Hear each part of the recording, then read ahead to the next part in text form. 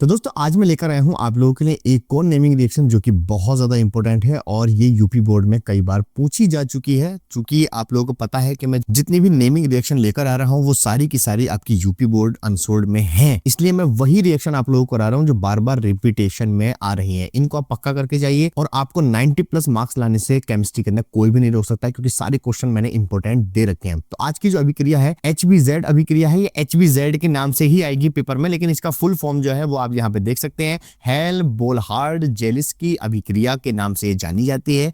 तो HBZ के नाम से ही आएगी, ठीक है। तो सबसे पहले इसका स्टेटमेंट देखते हैं, लेकिन स्टेटमेंट देखने से पहले तो आप लोग हमारे चैनल पर अगर नए आए हैं तो अभी हमारे चैनल को सब्सक्राइब कर लीजिए, क्योंकि हम लोग इस तरीके की वीडियो आप लोगों के लिए लेकर आते हैं जो कि बोर्ड से रिलेटेड बहुत ज्यादा इंपॉर्टेंट होती है। अगर आप लोग जीरो से केमिस्ट्री को सीखना चाहते हैं तो देखिए यहाँ पर ऊपर की तरफ कोने में आपका लिंक आ गया, इस पर क्लिक कर दीजिए और सारी की सारी वीडियो देख लीजिए। और देखने के बाद आप जब यहाँ आएंगे तो आप लोगों को सारी बातें समझ में आएंगी कि क्यों बॉन्ड टूटता है और किस तरीके के बॉन्ड हम बनाते हैं। तो मैं आप लोगों को इसकी संक्षिप्त टिप्पणी बताता हूं। पहले आप थ्योरी लिखिए कि लिखिए जब अल्फा हाइड्रोजन कार्बोक्सिलिक अम्ल क्लोरीन या ब्रोमीन के साथ फास्फोरस की उपस्थिति में, यहां से मार्कर चेंज करता हूं, क्रिया करता है तो अल्फा हैलोजनीकृत अम्ल प्राप्त होता है। समझिए, प्राप्त होता है। अभी आपको बिल्कुल डरने की जरूरत नहीं है, मैं एक एक चीज आपको बेहतरीन करके समझाऊंगा और आप लोगों को बिल्कुल कहीं दिक्कत नहीं आएगी, टेंशन मत लीजिए आप। बस मैं डेफिनेशन लिख दूं आप लोगों के लिए, फिर उसके बाद समझाता हूं। इसे HBZ अभिक्रिया कहते हैं। प्लीज आप लोग राइटिंग पर ध्यान मत दीजिएगा, मैं आपको पढ़ के बताऊंगा, अभी आप टेंशन लीजिए। मैं इसलिए जल्दी लिख रहा हूं ताकि वीडियो छोटी से छोटी बने, ठीक है, ताकि आप लोगों का टाइम ज्यादा वेस्ट ना हो। तो जब अल्फा हाइड्रोजन कार्बोक्सिलिक अम्ल, अब ये क्या चीज है इसके बारे में थोड़ा सा अगर जान ले हम लोग तो बड़ा अच्छा हो जाएगा। तो इसके बारे में जान लेते हैं। देखिए, अल्फा हाइड्रोजन कार्बोक्सिलिक अम्ल, अब ये क्या है? देखिए, कार्बोक्सिलिक अम्ल का फॉर्मूला है COOH। जब ये COOH किसी कार्बन से जुड़ जाएगा तो ये जो बनेगा आपका, ये बनेगा अल्फा, और ये भी अगर किसी कार्बन से जुड़ेगा तो वो बनेगा बीटा। यानी कि हम लोग COOH की तरफ से अल्फा बीटा, और यहाँ पे एक और जुड़ा हुआ होगा तो वो बनेगा गामा। ऐसी और पीछे जुड़ता रहेगा तो और कुछ डेल्टा बना दो, कुछ भी बना दो, तो यहाँ पर इस तरीके से चलती चली जाएगी सीरीज। यानी कि अगर बहुत सारे कार्बन जुड़े हुए हैं इस तरीके से, मान लीजिए वो COOH आपका लगा हुआ है, तो ये आपका अल्फा हो गया, और अल्फा से जुड़ने वाला बनेगा बीटा, ये भी बीटा और ये भी बीटा, उसके बाद बनेगा गामा। तो उम्मीद है ये वाली बात तो आपके समझ में आ गई होगी कि अल्फा हाइड्रोजन युक्त कार्बोक्सिलिक अम्ल, यहाँ पर एक वर्ड रह गया है, मैं यहाँ पर लिख देता हूँ, युक्त रह गया है, ठीक है। युक्त का मतलब होना जरूरी है अल्फा हाइड्रोजन, तो ये वाली बात तो आपके समझ में आ गई। इसे हटाते हैं, ये हो गया डिलीट, ठीक। अब हमारी बात चल रही है क्लोरीन के साथ क्रिया करा रहे हैं, तो क्लोरीन या ब्रोमीन के साथ क्रिया करा रहे हैं, वो हम करा लेंगे। तो यहाँ पर हम कोई सा भी तत्व ले लेते हैं, जैसे मान लीजिए HCOOH है आपके पास, तो क्या COOH का कार्बन किसी कार्बन से जुड़ रहा है? नहीं, हाइड्रोजन से जुड़ रहा है, तो इसका मतलब ये नहीं लिया जाएगा, इसके अंदर अल्फा हाइड्रोजन कार्बोक्सिलिक अम्ल नहीं है। बात समझ में आ गई? तो इसका मतलब CH3COOH, क्या ये वाला कार्बन किसी कार्बन से जुड़ रहा है? जी हाँ, इस कार्बन से जुड़ रहा है, तो इसका मतलब ये अल्फा हो गया। जब ये अल्फा कार्बन है तो इसका मतलब ये हो गया कि ये अल्फा हाइड्रोजन है, और हमें वही चाहिए जिसके अंदर अल्फा हाइड्रोजन हो। या आप ये भी कह सकते हैं कि सर क्या ये वाला कंपाउंड अल्फा हाइड्रोजन युक्त है?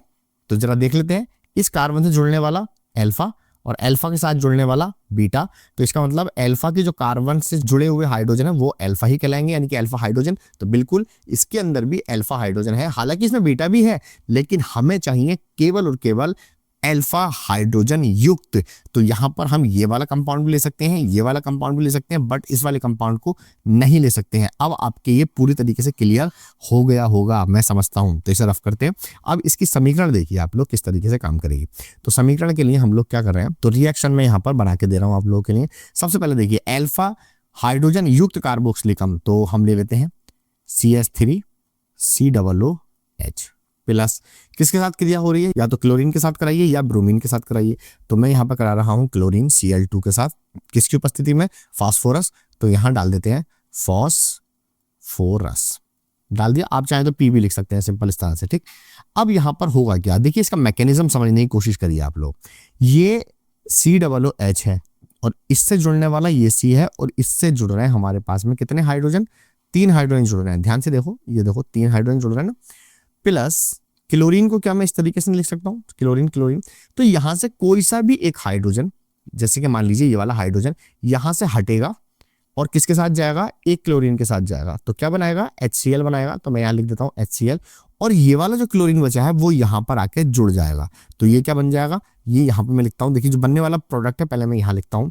देखिए इस C से ये दो हाइड्रोजन तो सेम ही रहेंगे, तो CH2 और नीचे को लटक जाएगा आपका ये वाला Cl आकर, ये लटक गया। फिर यहाँ बॉन्ड क्या जुड़ा हुआ है, COOH, तो ये आ गया COOH प्लस, और क्या बन रहा था यहाँ पर, देखिए HCl बन रहा था, तो HCl। बाकी की जितनी भी ये चीजें हैं आलतू फालतू, इन्हें हम जरा हटा देते हैं यहाँ से, ताकि आपको समझना आसान हो जाए। तो ये आएगी हमारी फाइनल रिएक्शन, और ये रिएक्शन आएगी तो फिर इसका नाम भी लिखना पड़ेगा। तो इसका नाम लिख देते हैं हम लोग, क्या नाम है इसका, इसमें कितने कार्बन है, एक कार्बन, दो कार्बन, तो दो कार्बन में क्या होता है, एथ होता है, तो दो पे क्लोरो और एथेनोइक एसिड, ठीक है। या इसका जनरल नेम भी है एक, क्लोरो एसिटिक एसिड, ये नाम भी लिख सकते हैं, या अल्फा क्लोरो अम्ल भी लिख सकते हैं, राइट। यहां पर ध्यान से देखिए, तो यहां पर हम क्या देखना चाह रहे हैं, हम ये देखना चाह रहे हैं, देखो इससे जुड़ने वाला ये अल्फा हो गया, तो अल्फा के नीचे ही तो जुड़ रहा है ये क्लोरीन, अल्फा से ही जुड़ रहा है, तो इसका मतलब हेलोजन है, तो अल्फा हेलोजन, देखिए लिखा हुआ है अल्फा हेलोजनीकृत अम्ल प्राप्त होता है। तो ये अल्फा हेलोजनीकृत अम्ल, अम्ल किसकी वजह से आ रहा है, COOH की वजह से। तो आई होप ये बात आपके समझ में आ गई होगी कि किस तरीके से रिएक्शन होगी। अब मैं आपको एक रिएक्शन और कराता हूं जिसमें हम लोग कोई अदर कंपाउंड लेते हैं, ठीक है। तो यहां पर आ जाइए, अब हम लेते हैं CH3 CH2 और COOH। पिछली बार हमने लिया था CH3 COOH, लेकिन इस बार हम ये ले रहे हैं, किससे क्रिया करा रहे हैं भैया, Cl2 से करा रहे हैं, Cl2 से करा रहे हैं, ठीक। तो होगा क्या, फास्फोरस की उपस्थिति में होगी, राइट। अब अल्फा वाला तो ये है ना, अल्फा का एक हाइड्रोजन यहां से हट जाएगा, या मैं आपको इसे ओपन करके दिखाता हूं। देखो इस वाले C से 3 हाइड्रोजन जुड़ रहे हैं, तो एक हाइड्रोजन, दो हाइड्रोजन और 3 हाइड्रोजन, इतनी बात समझ में आ गई। दूसरी बात, इसी से जुड़ा हुआ है CH2, एक हाइड्रोजन यहां पर और एक हाइड्रोजन यहां पर, राइट। उसी से जुड़ा हुआ है आपका COOH, इतनी बात आपकी समझ में आ गई, ठीक है। उसके बाद में क्लोरीन, Cl और Cl, इस तरीके से लिख सकता हूं मैं, ठीक है। अब जो जो चीज यहां बनेगी मैं हाथों हाथ यहां पे लिखता चला जाऊंगा, ठीक है ना। तो यहां पर समझो आप जरा, डेफिनेशन क्या कह रही है, डेफिनेशन को एक बार जरा देख लेते हैं। डेफिनेशन ये कह रही है भैया कि फास्फोरस की उपस्थिति में करते हैं, तो यहां पर ये देखिए अल्फा हाइड्रोजन युक्त कार्बोक्सिलिक अम्ल, यानी कि अल्फा हाइड्रोजन ही हटेगा, सिर्फ ध्यान रखना। तो अल्फा हाइड्रोजन का ही हटाओ, तो अल्फा हाइड्रोजन कहाँ है, यहाँ पे ये अल्फा है और ये वाला बीटा है, तो अल्फा के हाइड्रोजन या तो ये वाला हटेगा या ये वाला हटेगा। तो मान लो चलो ये वाला मैंने हटा दिया, तो इसकी जगह पर एक Cl आएगा, ठीक है, और ये वाला जो हाइड्रोजन है ये जाएगा इस वाले Cl के साथ।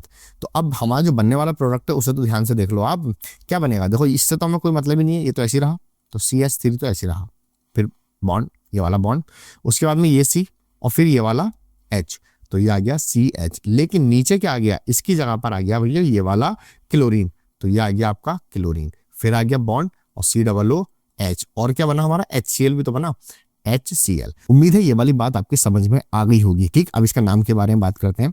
तो नाम के लिए यहाँ पर ध्यान से देखिए, 1 2 और 3, 3 कार्बन है इसके अंदर, 2 पर क्या लटका हुआ है, क्लोरो, तो 2 क्लोरो, और उसके बाद में हो जाएगा प्रोपेनोइक और एसिड। प्रोपेनोइक क्यों, क्योंकि 3 कार्बन पाता है भैया प्रोप। उसके बाद में इसे तो हाइड्रोक्लोरिक अम्ल कहते हैं, ये क्लोरीन है, और ये पहले तो मैं ये सब चीज आलतू फालतू चीजें हटा देता हूँ, ये फालतू की चीजें हैं, इन्हें हटा दीजिए। तो दोस्तों इसका नाम क्या है, इसका नाम है आपका प्रोपेनोइक